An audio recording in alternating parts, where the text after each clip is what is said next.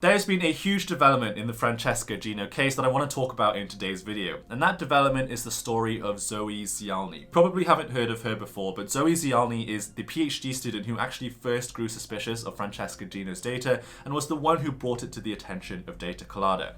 And over the last 2 weeks, she's written this very long blog post detailing her story. I think it's important to talk about not only because it's fascinating and relates to the Francesca Gino case, but also because it speaks volumes about how broken the academic system is and how difficult it is for whistleblowers who are in academia to actually get their voices heard when it comes to calling out high-profile academics who are suspected of data fraud. So I'm just going to jump straight into it. If you have no idea what I'm talking about, go watch these other videos of mine where I talk about the Francesca Gino case and all the developments that have happened so far. In today's video, I just want to focus on Zoe Zialny's story. Now, given who Zoe Zialny is and how she relates to this particular case, this article that I'm going to share with you now does lean pretty heavily against Francesca Gino. However, if you want to get a more balanced perspective on the case, go watch my previous video where I talk about all the arguments in favor of Francesca Gino and why there might be a case that this is actually a huge misunderstanding. So if you want to get a more balanced perspective, go watch that video after you watch this one.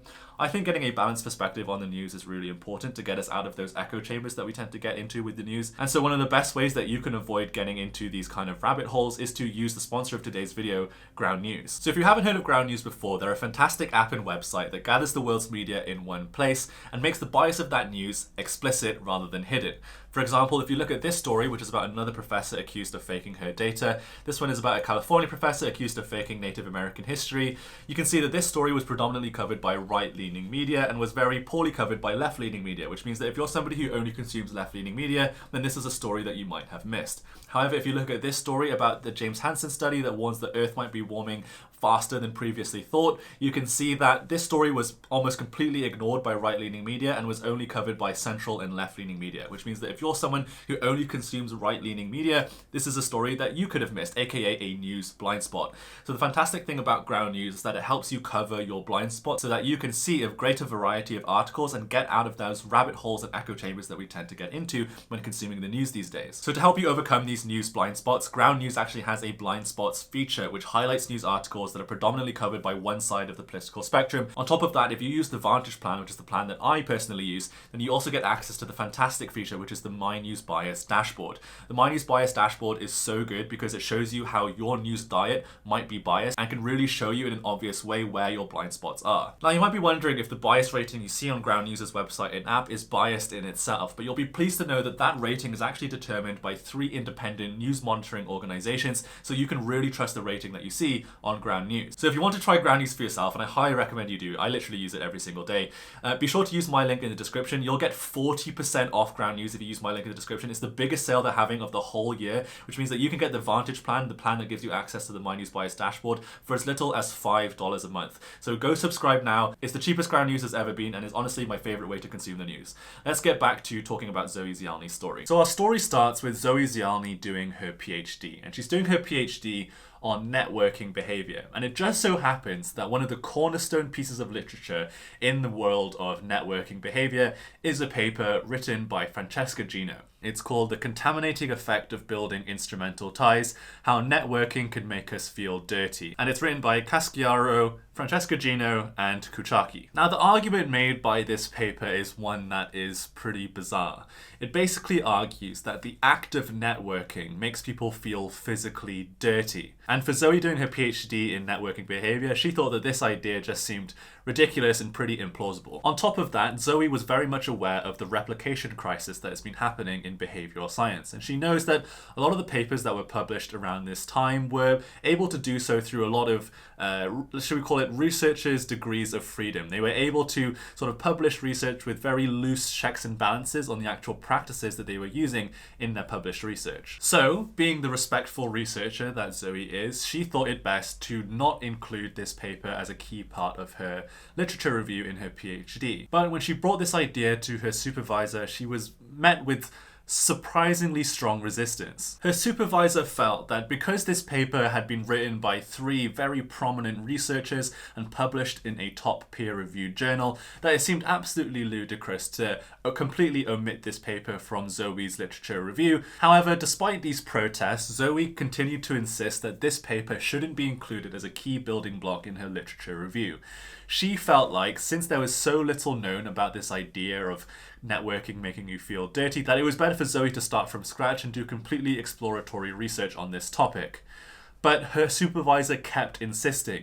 In fact, she kept insisting for more than a year that Zoe include this paper in her research. So since her supervisor kept insisting that Zoe use this paper in her research, Zoe decided to look into it. And when she looked into it, she found 3 major methodological flaws with Francesca Gino's research. Francesca Gino, of course, and her co-authors. So the first major problem with this paper was that it relied heavily on something called the Macbeth effect, which is based off the scene in Shakespeare where Lady Macbeth repeatedly washes her hands in order to try and rid herself of the guilt of previous moral transgressions. And so the Macbeth effect in behavioral science was this idea that people will seek out cleansing products when they feel sort of morally dirty or morally impure for some reason. Problem with the Macbeth effect, though, as interesting as it sounds and as headline grabbing as it sounds, is that it doesn't replicate, right? It's continually failed to replicate, and this paper was just another one of those papers that relied heavily on this idea that just doesn't replicate. And so as a result of that, obviously Zoe is not super inclined to include this paper in her PhD. So given that this result failed to replicate, she suspected that the researchers were doing something called p-hacking.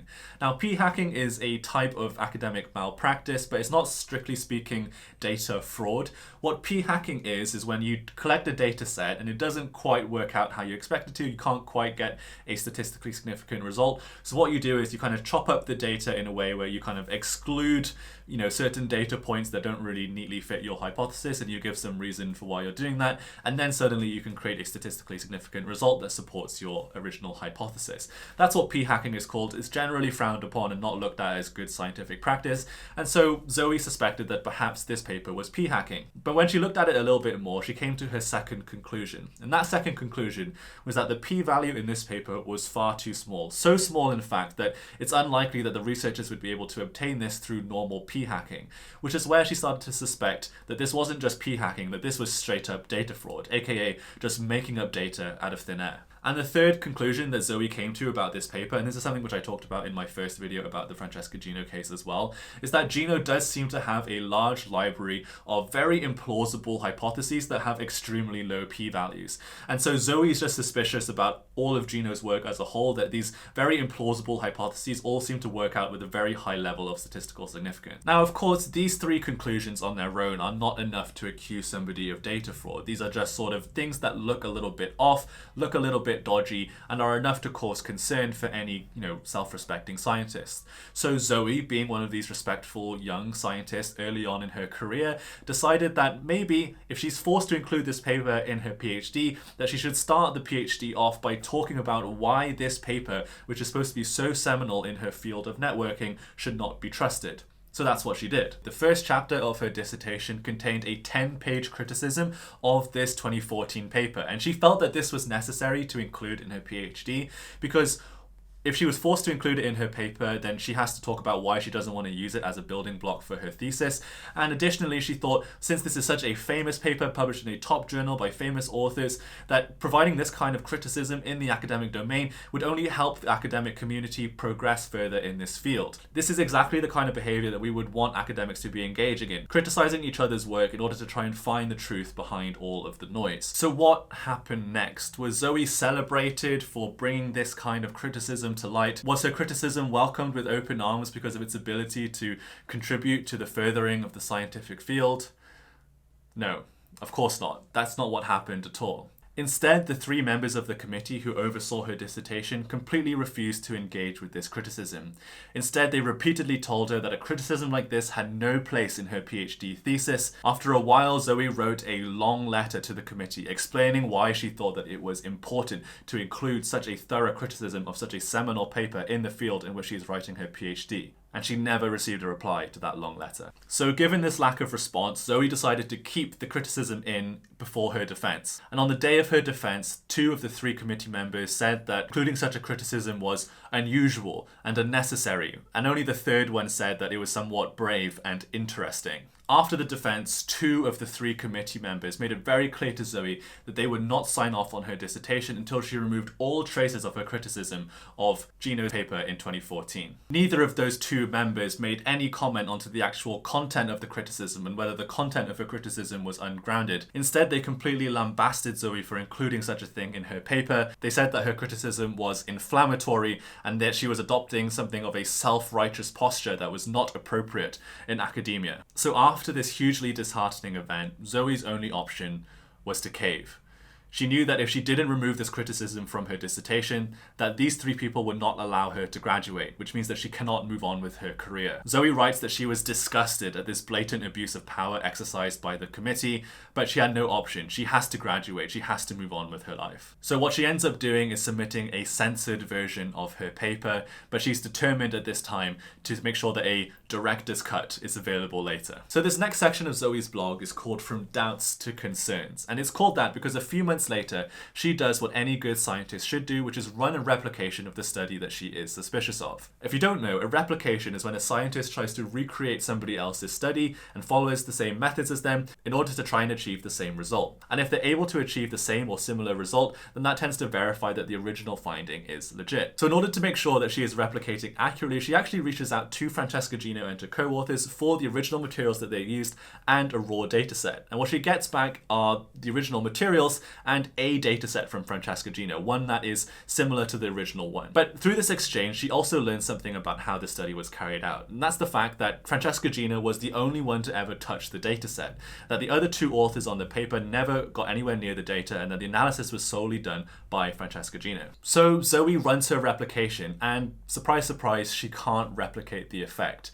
And not only can she not replicate the effect, but she also finds several anomalies when comparing her dataset to the original one that Gino supplied to her. And when she makes that comparison, she finds this highly anomalous and starts to get seriously concerned. At the same time, while running this replication, Zoe also discovers that more of Gino's data is available online. So at this point in Zoe's story, she's in a very strong position to start building a case against Francesca Gino.